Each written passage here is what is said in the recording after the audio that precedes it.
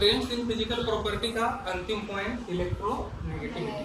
पहले इसका डेफिनेशन लिखते हैं, इसको समझ लीजिए। देखिए इधर बात नहीं ना, देखिए समझिए पहले क्या है electronegativity. It is the tendency, tendency का मतलब होता है प्रवृत्ति या गुण, यह टेंडेंसी होता है ऑफ एन एटम, एक एटम का, ऑफ एन एलिमेंट, एक एटम मतलब किसी एलिमेंट का, एक एटम का एक टेंडेंसी होता है to attract the shared pair of electrons toward itself, अपनी ओर खींचने का गुण होता है किसको, शेयर्ड पेयर ऑफ इलेक्ट्रॉन्स का इन अ कोवेलेंट बॉन्ड। एक बार फिर से समझा देते हैं, किसी एलिमेंट का कोई एटम शेयर्ड पेयर, जब वो कोवेलेंट बॉन्ड बनाए हैं कहीं पर, तो शेयर्ड पेयर जो इलेक्ट्रॉन है उसको अपनी ओर खींचता है, उसी को हम बोलते हैं इलेक्ट्रोनेगेटिविटी। फिर से बात करेंगे, देखिए it is the tendency of an atom, यह किसी एटम का टेंडेंसी होता है, किसी एलिमेंट के, है ना, किसी एलिमेंट के एटम का टेंडेंसी होता है to attract the shared pair of electrons. Share क्या हुआ, साझा क्या हुआ, इलेक्ट्रॉन जोड़ी है, उसको अपने ओर खींचने का जो प्रवृत्ति होता है ना, कोवेलेंट बॉन्ड में, उसी को बोलते हैं इलेक्ट्रोनेगेटिविटी। समझाते हैं एग्जांपल से। देखिए एग्जांपल दीजिएगा, HCl का लेते हैं,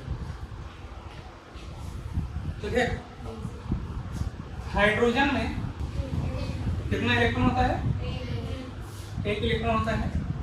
ये इलेक्ट्रॉन हम यहाँ पर इसको बना देंगे, चलो यहाँ हाइड्रोजन के इलेक्ट्रॉन ध्यान दीजिएगा यहाँ पर, ठीक है ना। क्लोरीन में कितना होता है, बाहरी कक्षा में वैलेंस इलेक्ट्रॉन की बात कर रहा है, क्लोरीन में वैलेंस इलेक्ट्रॉन कितना होता है, 7 होता है, ठीक है। 1 2 3 4 5 6 7 इलेक्ट्रॉन है।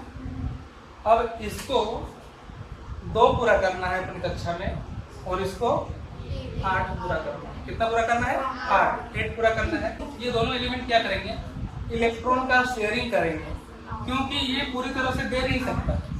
अगर ये दे देगा तो उसको अपना बचेगा नहीं बचेगा, तो क्या करेगा, ये अपना इलेक्ट्रॉन को यहाँ पे नहीं बोलेगा कि हम यहाँ पे रखते हैं कोई इलेक्ट्रॉन, ठीक है, इसको क्रॉस से बनाए तो क्रॉस से बनाते हैं। और आप भी अपना एक इलेक्ट्रॉन रखिए, तो क्लोरीन में अपना एक इलेक्ट्रॉन को यहाँ पे रख दीजिए, ठीक है ना। अब इन लोग बोलेगा कि इन दोनों में हम दोनों का अधिकार है, तो ये अपना अधिकार कर लेगा एक घेरा बना के। क्लोरीन का कितना होगा इलेक्ट्रॉन 8, और हाइड्रोजन को 2 चाहिए होता है, ये भी अपना घेरा बना लेगा, ये 2 इलेक्ट्रॉन इसको मिल गया। और इस तरह के बॉन्ड को हम लोग बोलते हैं कोवैलेंट बॉन्ड। क्या बोलते हैं, कोवैलेंट बॉन्ड। लेकिन कोवैलेंट बॉन्ड में इलेक्ट्रॉन शेयरिंग जो हुआ है, ये क्या बीचों बीच रहेगा कि किधर जाएगा किसी ओर। ये दोनों में ही ये गुण है कि यहाँ के इलेक्ट्रॉन अपनी ओर खींचना चाहते हैं ना, तो ये जो गुण है अपनी ओर खींचने का, वही टेंडेंसी, वही गुण कहलाएगा इलेक्ट्रोनेगेटिविटी। यहाँ पर हाइड्रोजन है और क्लोरीन है, इलेक्ट्रॉन पेयर यहाँ पे नहीं रहेगा। क्यों नहीं रहेगा, क्योंकि यहाँ पर प्रोटॉन की संख्या 17 है, यहाँ पर प्रोटॉन की संख्या 1 है ना। न्यूक्लियस में यहाँ पर 1 प्रोटॉन है, यहाँ पर 17 प्रोटॉन है, और इसको जो शेयरिंग में इलेक्ट्रॉन है, ये 17 प्रोटॉन अपनी ओर ज्यादा खींचेगा ना, तो ये इलेक्ट्रॉन खींचा करके आ जाएंगे इधर, आ जाएंगे कि नहीं। तो ये जो क्लोरीन का गुण है, इलेक्ट्रॉन को अपनी ओर खींच रहा है, ये कहलाएगा इसका इलेक्ट्रोनेगेटिविटी। क्या कहलाएगा, इलेक्ट्रोनेगेटिविटी। इसमें भी इलेक्ट्रोनेगेटिविटी है, लेकिन इसके पास कम है, इसके पास ज्यादा है। इन दोनों में तुलना करें तो मोर इलेक्ट्रोनेगेटिव कौन है, क्लोरीन।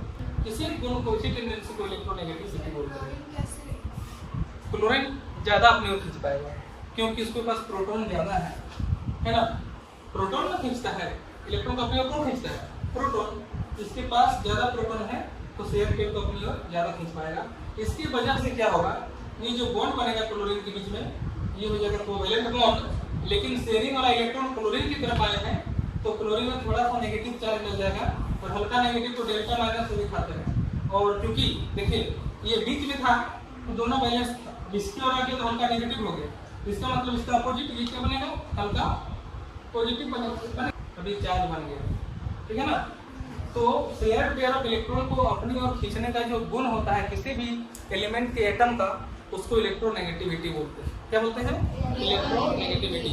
ये सभी में एक गुण पाया जाता है, लेकिन किसी में कम होता है, किसी में ज्यादा होता है। और इलेक्ट्रोनेगेटिविटी जो है किसी भी एलिमेंट का फिक्स नहीं होता है, वो कांस्टेंट नहीं रहता है। अलग अलग एलिमेंट के साथ बॉन्ड बनाने पर इलेक्ट्रोनेगेटिविटी का मान भी अलग अलग हो जाता है। यहाँ पर हाइड्रोजन के साथ जो है, अगर ये किसी और के साथ बनाता है कोवैलेंट बॉन्ड तो कुछ और आएगा, है कि नहीं? तो इलेक्ट्रोनेगेटिविटी डिपेंड करता है कि एलिमेंट का जो एटम है वो किसके साथ बना रहा है कोवैलेंट बॉन्ड। जिसके साथ बना रहा है उसके अनुसार इसका इलेक्ट्रोनेगेटिविटी तय होता है, ठीक ना? तो क्या है electronegativity? Share pair of electron को अपनी ओर खींचने का गुण। शेयर पेयर इलेक्ट्रॉन को अपनी ओर खींचने का गुण क्या कहलाता है? इलेक्ट्रोनेगेटिविटी। समझ में आ गया, ठीक है ना?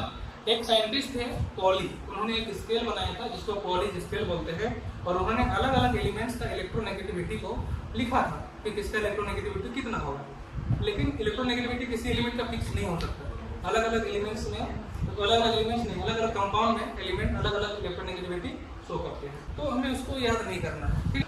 आपको समझना है कि एलिमेंट्स कौन ज्यादा इलेक्ट्रोनेगेटिव होगा, है ना? और ये समझना है कि पीरियोडिक टेबल में सबसे ज्यादा इलेक्ट्रोनेगेटिव एलिमेंट्स कौन कौन है।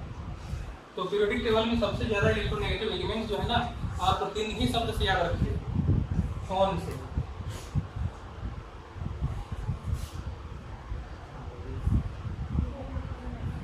ये सबसे ज्यादा इलेक्ट्रोनेगेटिव एलिमेंट्स है, कौन?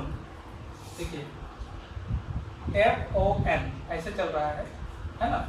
तो हम लोग इसको कौन बोल दिए, याद रहेगा, क्लोरीन, ऑक्सीजन, नाइट्रोजन। ये घटता क्रम में है, सबसे ज्यादा क्लोरीन होता है, उसके बाद ऑक्सीजन, उसके बाद नाइट्रोजन, सबसे ज्यादा क्लोरीन। सबसे ज्यादा इलेक्ट्रोनेगेटिव एलिमेंट क्लोरीन। देखिए इसलिए है ना क्योंकि ये कॉर्नर पर है, इसलिए है क्योंकि ये कॉर्नर पर है, ठीक है? तो इलेक्ट्रोनेगेटिविटी पीरियोडिक टेबल में किस प्रकार से बढ़ता है, समझिए। इलेक्ट्रोनेगेटिविटी जो है पीरियोडिक टेबल में किस प्रकार से बढ़ता है? जब हम लोग इसको इरेज करें, जब हम लोग लेफ्ट से राइट जाते हैं ना तो इलेक्ट्रोनेगेटिविटी बढ़ता है, इंक्रीज होता है, और नीचे से ऊपर जाते हैं तब भी इलेक्ट्रोनेगेटिविटी बढ़ता है। किसी भी कॉलम में, किसी भी रो में, किसी भी रो में आप लेफ्ट से राइट की ओर आइए, इलेक्ट्रोनेगेटिविटी बढ़ेगा, और किसी भी कॉलम में नीचे से ऊपर जाइए, इलेक्ट्रोनेगेटिविटी बढ़ेगा। तो इसी कारण से क्या होता है कि आपका क्लोरीन जो है इस कॉर्नर पर है, यहाँ पर, ठीक है ना? इसका इलेक्ट्रोनेगेटिविटी ज्यादा है। आप बोलेंगे सर क्लोरीन तो नहीं है कॉर्नर पर, इसके बाद एक और ग्रुप है, ग्रुप 18 है, उसके हिसाब से तो कॉर्नर ये वाला होना चाहिए, बोलिएगा ना? तो नोबल गैस जो है ना किसी से रिएक्शन ही नहीं करते हैं, बॉन्ड नहीं बनाते हैं, तो हम उनकी गणना यहाँ पर क्यों करें? नहीं ना करेंगे। बॉन्ड बनाते हैं ये ग्रुप 17 वाले बनाते हैं, ये तो क्या है? नोबल गैसेस है, और नोबल गैसेस का ऑक्टेट पूरा रहता है, इनको इलेक्ट्रॉन शेयरिंग करने का जरूरत नहीं पड़ता है, किसी से बॉन्ड बनाने की जरूरत नहीं पड़ता है। इसलिए इलेक्ट्रोनेगेटिविटी के मामला में आप इसको छोड़ दीजिए, आप इसको मानिए कॉर्नर, सबसे टॉप कॉर्नर मानिए लेफ्ट साइड में, सॉरी राइट साइड में, सबसे टॉप कॉर्नर राइट साइड में मानिए, है कि नहीं? ये क्लोरीन आएगा, सबसे इलेक्ट्रोनेगेटिव एलिमेंट क्लोरीन होता है। हाँ, बात ये होता है कि ऐसा क्यों होता है, लेफ्ट से राइट की ओर जाने पर इलेक्ट्रोनेगेटिविटी क्यों बढ़ता है, और नीचे से बॉटम से ऊपर की ओर जाने पर इलेक्ट्रोनेगेटिविटी क्यों बढ़ता है, ठीक है ना? कारण होगा ना इलेक्ट्रोनेगेटिविटी का क्यों बढ़ता है? 2 कारण है। पहला कारण आपको बता रहे हैं, क्या होता है कि इलेक्ट्रोनेगेटिविटी का गुण जो होता है वो नॉन मेटल का होता है। ये डायरेक्टली ये प्रॉपर्टी नॉन मेटल से रिलेटेड है, क्योंकि नॉन मेटल जो होते हैं इलेक्ट्रॉन को एक्सेप्ट करने का गुण रखते हैं, और मेटल जो रखते हैं इलेक्ट्रॉन को त्याग करने का गुण रखते हैं। मेटल इलेक्ट्रोपॉजिटिव होते हैं, मेटल क्या होते हैं? इलेक्ट्रोपॉजिटिव होते हैं, इलेक्ट्रॉन को डोनेट करने का गुण रखते हैं। तो जैसे जैसे हम इधर से इधर आते हैं तो मेटेलिक प्रॉपर्टी घटता जाता है और नॉन मेटेलिक प्रॉपर्टी बढ़ता जाता है। देखिए ये सभी नॉन मेटल है, जितना जो दिखा रहा है ना ये सभी क्या है? नॉन मेटल है। ये मेटल है, ये सभी मेटल है, यहाँ भी मेटल है, ये क्या है? सेमी मेटल नहीं बोलेंगे बल्कि मेटलॉइड बोले, मेटलॉइड है, उसके बाद नॉन मेटल है कि नहीं? तो इधर से इधर आने पर क्या होता है कि मेटेलिक प्रॉपर्टी घटता जाता है और नॉन मेटेलिक प्रॉपर्टी बढ़ता जाता है, और नॉन मेटल इलेक्ट्रोनेगेटिव होते हैं। और ऐसा ही सेम चीज यहाँ से ऊपर जाने में होता है, नीचे से ऊपर जाते हैं तो मेटेलिक प्रॉपर्टी घटता है, यानी कि नॉन मेटेलिक प्रॉपर्टी बढ़ता है। और ये इलेक्ट्रोनेगेटिव होना किसका गुण है? Non metal. ये पहला कारण हो गया। दूसरा कारण जो आप बोल रहे थे वो भी सही है। इधर से जब इधर आते हैं ना तो एटम का साइज बढ़ता है। एटम का साइज क्या होता है? बढ़ता है। कैसे बढ़ता है?